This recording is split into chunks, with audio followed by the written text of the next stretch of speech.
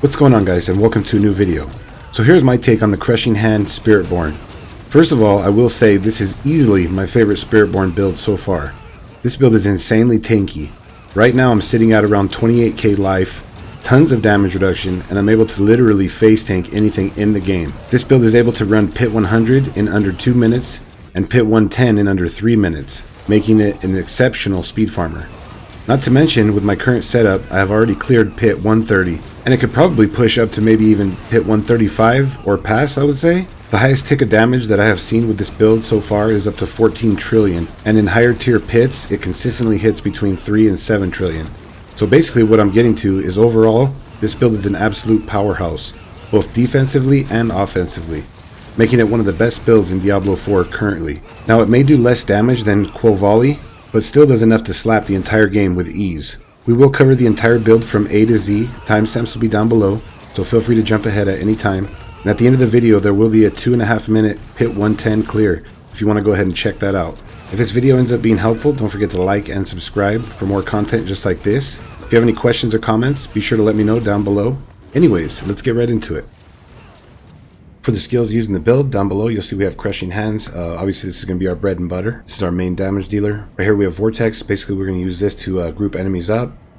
Right here we have Ravage. This is going to give us minimum stacks of ferocity, which turn into damage for this build. And it's going to make it to where anytime we attack enemies with our core skills, we dash to them like instantly. Next up we use Scourge. The main reason we use Scourge is to crowd control enemies. It fears and slows them. And then on top of that we get a huge damage boost each time that we hit an enemy with Scourge, up to a 50% multiplier against crowd controlled enemies.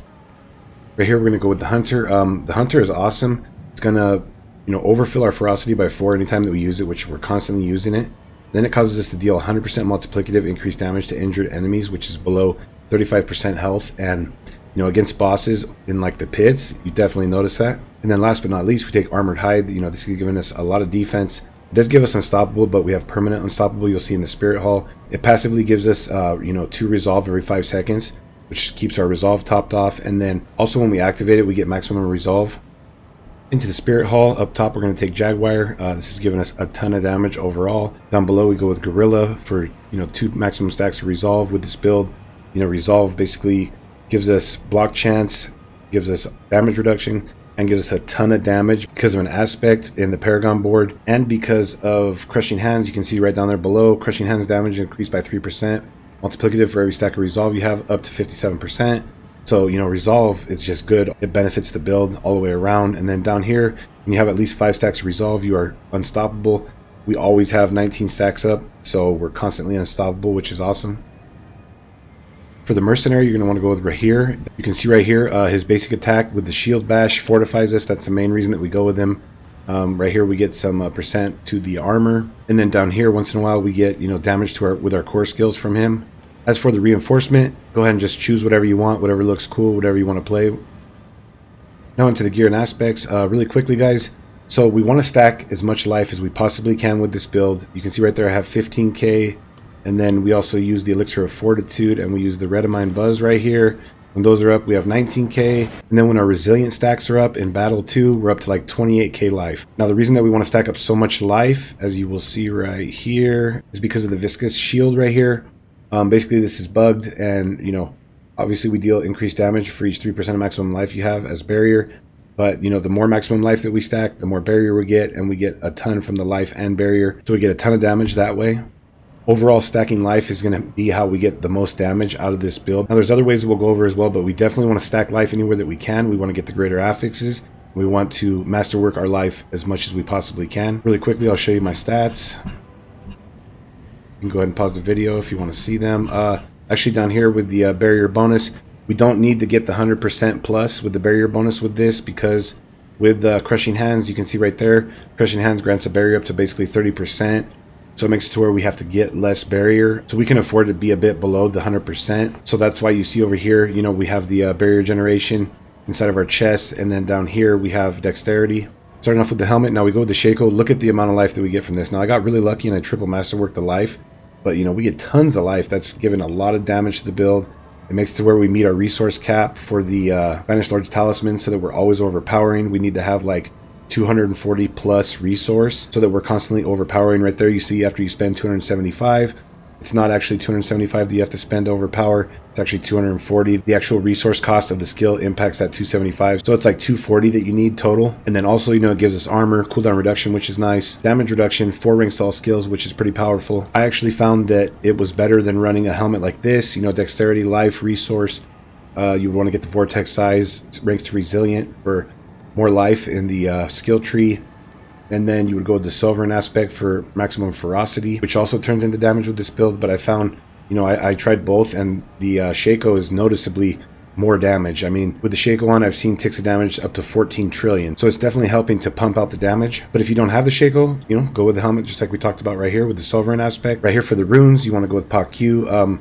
We want to get the Druid's Earth and Bulwark. That's going to be our main barrier that's giving us damage because of the viscous shield in our Paragon board. Next up into the body armor, we have the Shroud of False Death. This thing is just awesome. I got lucky and got the GA on the maximum life. The other GA doesn't really matter. You want to try to masterwork the maximum life up as much as you possibly can. Also gives +1 to all passives, which is just huge for this build. It gives us a ton of damage overall in the skill tree. Resource generation, which is not too important. It's kind of cool. After not dealing damage for 2 seconds, you get stealth, which also gives you 40% movement speed. Right there for the gems, get the barrier generation. Down into the gloves right here, you want to go with maximum life, attack speed, brings to either core skills or crushing hands.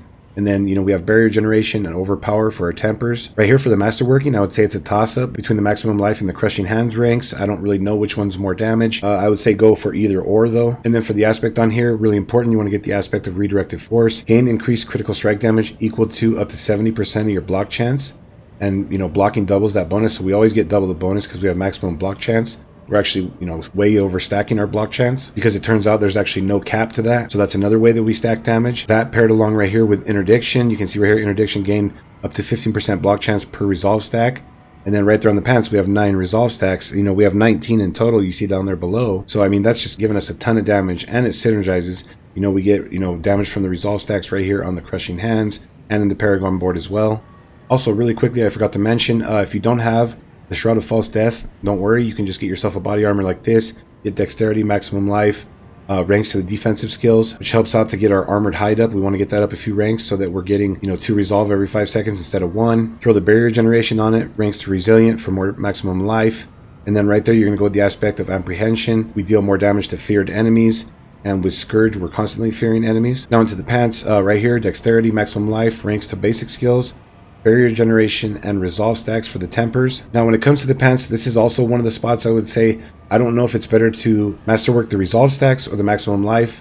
I would say either or is good. I got 2 to the resolve stacks right there. So that's getting us a nice damage boost. Like we talked about, be sure to get the aspect of interdiction right there for the block chance per resolve stack. And then for the gems, go with the dexterity in your pants right there. Down into the boots, you want to go with Yen's Blessing. This makes the build real easy. It gives us all stats, movement speed. Try to get the greater affix on the resistance. Really important, and you want to masterwork that once or twice so that you're capping off your resistances. Down into the weapon, the Rod of Capellic. Now, we want to have at least 240 resource, between 240 and 245 resource, like we had talked about, so that we're constantly triggering the Banished Lord's Talisman. So if you can get the greater affix on the maximum resource, that'd be nice on here, and then you don't have to worry about masterworking it at all. But if you don't have the greater affix on the maximum resource, you will have to masterwork that. Also try to get the greater affix for the chance for core skills to hit twice. Now with the Rod of Capellic, basically, our core skills become basic skills. They're free to cast.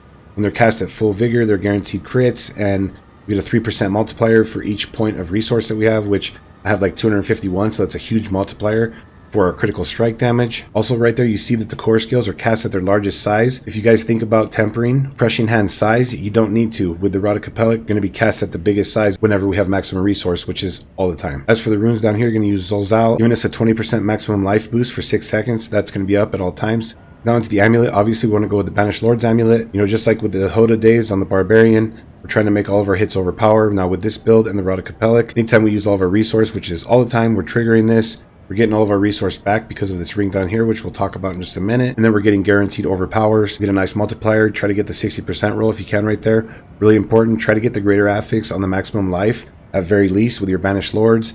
Like I said, we're trying to boost our life up as much as possible. Down into the first ring, try to get the greater affix and maximum life once again. Attack speed, really important. You want to get the lucky hit chance to make enemies vulnerable, because with this build, that's going to be the only way that we have to make enemies vulnerable. Now, we're constantly hitting really quickly, so we're always making enemies vulnerable, but you definitely want to have that right here on your ring. For the tempers, go with the resource generation and overpower. Now, technically, since I got the Shroud of False Death, I don't need that resource generation down there. You want to get enough resource generation to where With your roll on your ring down here, now I have a perfect 50% roll. If you have between 47 and 50, you'll probably need around the same resource generation that I need. So technically I could change that. In place of that, you would want to temper resource cost reduction. I guess that is turning into a multiplier for the build right now. It's bugged as well. For the aspect on your ring, you definitely want to go with the Moonrise aspect. It gives us a huge chunk of damage, almost 100% multiplier. And it gives us attack and movement speed. And then into our second ring, you definitely want to have this, the Ring of Midnight Sun. It's what makes the build come together. You see right there, when you critically strike, you regen up to 50% of the vigor you spent in the last 2 seconds. Now we're constantly spending all of our vigor, so we boost that 50% up, and basically it's to where it's capping us off at all times. That's why we need the resource generation. Depending on the roll that you have right here, I would say you definitely want to have at least like a 45%, I would say 47%, up to 50% roll. Anything below that is going to be kind of garbage. Really quickly, in the jewelry, guys, you're going to want to go with the skulls or diamonds, just depending if you need armor or resistance. Now we will briefly go over the skill tree. Up top for your basic skill, just throw 2 points wherever. Down here, you want to take Crushing Hands, obviously, max it out, run it back to Rampant for the damage multiplier per stack of Resolve. Right here, take Follow Through for damage. Also get Vigorous. Now, really quickly, like we talked about in the gear and aspects, if you need vigor generation or resource generation, you can add or take away points right here on Vigorous, depending on how much resource generation or what roll you have on your ring. Over here into Balance Exertion, basically giving us more damage. You're going to want to put 1 into Focal Point so we can get back to Apex for damage, Diminishment for damage reduction. Over here to Mirage, run over to Unrestrained Power for damage because we're always unstoppable. Right here, Ravage, run that back to Measured Ravage. Down into our defensive, Armor Hide, like we had talked about in the skills, run that back to Reinforced. Run that back into Reinforced. Now, we have the Shako on, so that's getting us to rank 5. If we didn't have the Shako on, you definitely need to put a couple skill ranks into here to get it up to 3, because you actually want to get it up to rank 5, but because of our key passive down here, we get 2 skill ranks at all times, which is always up. So that would bring it up to 3, and then we need 2 points put into it. So if you don't have Shako, you're going to want to have 3 points into here and then run it back to Reinforced. Now, in order to get those 2 points, you can pop them out of Antivenom right here to put them up here. If you have Shako, you don't have to worry about it. You're going to want to get 1 into Endurance right here so we can get back to Perseverance, giving us a ton of damage reduction. 1 into Scourge, run that back to Adaptable for Lifesteal. These are kind of extra, like we talked about. We got 2 extra points right here. You know, this is giving us 9% to our maximum. It's giving us 9% to our maximum poison resistance. Down to the Potency, max out Resilient. This is giving us a ton of maximum life. Come into Dominant. It's giving us damage against enemies that are knocked down, as well as a 5% chance to execute enemies. Over here, 3 into Potent damage, 3 into Furnace for damage. Down into our Ultimate, 3 into Resolution, 3 into Spiritual, and 3 into Supremacy for damage. Right here, the Hunter, our Ultimate, run it back to here. And then for the key passive, Prodigy's Tempo. Basically, this is going to give us 2 skill rings, as you see up there on top. And then also, this makes it to where our cooldowns are resetting pretty much consistently. Now into the Paragon board really quickly, guys. Don't forget to get your glyphs up to level 46 for the bigger radius, and then they also become legendary. There will be a link to the build down in the description below if you want to check it out that way. Right here in the starter board, we have Fitness for a ton of critical strike damage. The next board that we're going to come into is going to be the Sapping board. We get damage right here, 30% multiplier. Over in this board, we're going to throw Outmatch. This is going to boost this node over here, giving us maximum resource, making it to where we boost our resource up so that we have enough resource to trigger our Banished Lord's Talisman. And then also be sure to get the resource in this area as well. Next up, we're going to come into the Viscous Shield board. This node is absolutely busted. You know, it's bugged, and this is why we want to stack so much life. The more life and barrier that we stack, we get a ton of damage because of this right here. In this board, we're going to throw Headhunter. We get extra stats around here. Don't forget to grab this right here for more barrier generation and crit strike damage.